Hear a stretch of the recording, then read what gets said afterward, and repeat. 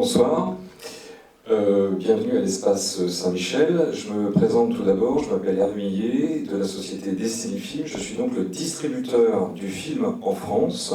Et je vais vous demander d'accueillir monsieur Ignacy Fortuny. Vous êtes avocat et historien. Oui. Bonsoir, merci d'être venu. C'est toujours un plaisir de pouvoir présenter un film catalan à Paris. Moi, ce que je voudrais un petit peu expliquer, c'est le contexte un petit peu de la vie d'Enriqueta Martí et Ripoll.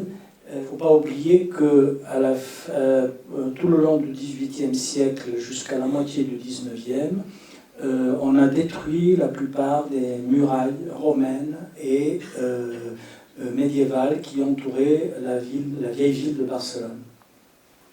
Ceci a libéré donc beaucoup d'espaces constructibles, d'une part, et d'autre part, il y a eu tout le long du XIXe siècle 3 ou 4 lois qu'on a appelées de désamortissement, la démolition donc des murailles d'une part et l'amortissement donc de tous ces terrains qui ont été récupérés à l'église a permis de construire les remplaces.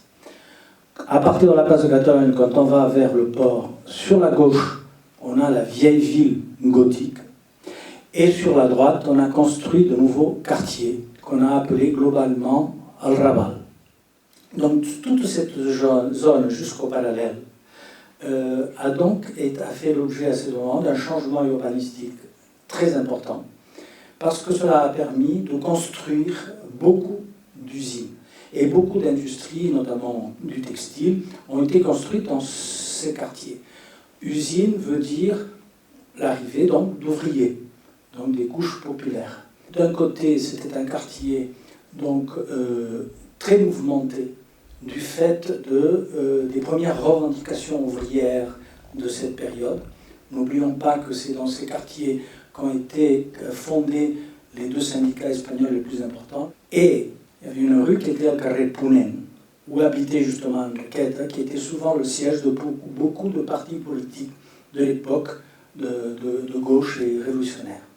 Donc il est important donc, de rappeler donc, ce contexte qui, en même temps, a été le moment d'un développement culturel, artistique, architectural très important en Catalogne et notamment à Barcelone. Ce qui, à cette époque, donc, a permis de construire le théâtre de l'opéra. Et ces lieux étaient seulement fréquentés, c'était pas la classe ouvrière qui allait à l'opéra à l'époque, donc c'était essentiellement de la bourgeoisie. Et c'est un quartier qui était devenu le quartier de la prostitution. Les bourgeois, qui à l'époque avaient gagné beaucoup d'argent, ils se payaient certains ébats sexuels, notamment avec les enfants. Ce qui explique qu'il y a eu la disparition de beaucoup d'enfants. Notamment, on n'allait pas chercher et capturer les enfants dans les quartiers chics de Barcelone, mais on allait les capturer précisément dans les quartiers pauvres. À cette même époque, il y a eu aussi le développement de la presse. La plupart des grands journaux de Barcelone a été fondé à cette époque.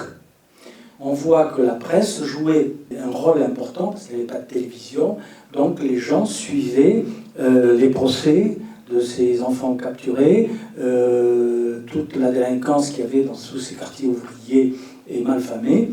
Les gens suivaient les histoires à travers justement la presse. Et quelque part, la vampire de Barcelone a été donc connue du fait que un beau jour, on a découvert chez elle un enfant, et dans Barcelone, on ne parlait plus que de cette histoire.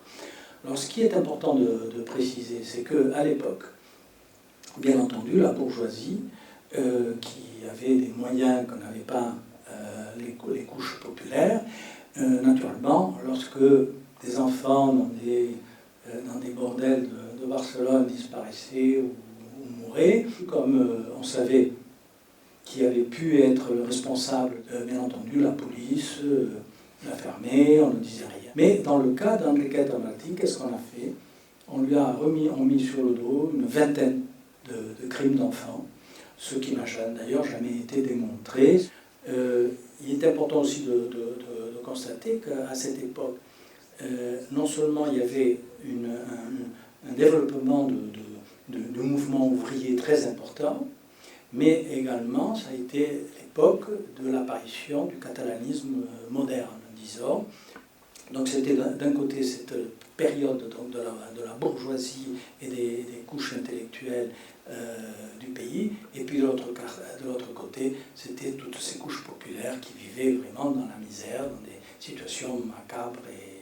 Est-ce qu'il y a eu des recherches modernes dans les 20 ou 30 dernières années, sur la réalité donc, de ce qui s'est passé donc, et la culpabilité ou non-culpabilité d'Enriqueta Martí?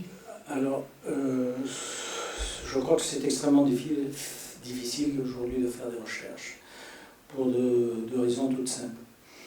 J'ai évoqué tout à l'heure qu'il y avait une certaine protection des classes bourgeoises, et que la justice et la police, naturellement, non seulement ne faisaient pas les recherches qu'ils auraient dû faire à l'époque, mais en même temps, les archives, la plupart des archives ont dû disparaître.